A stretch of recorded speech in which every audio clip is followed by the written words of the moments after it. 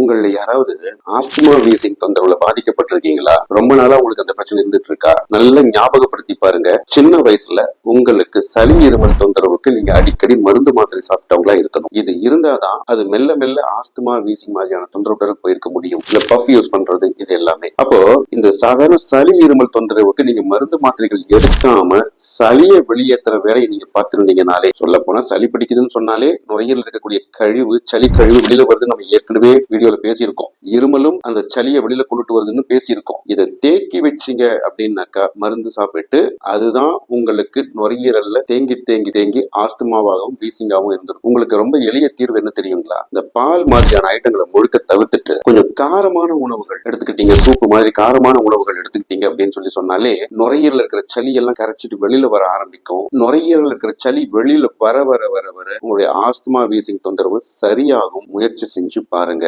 தேவைப்பட்டா தொடர்பும் கொள்ளுங்க.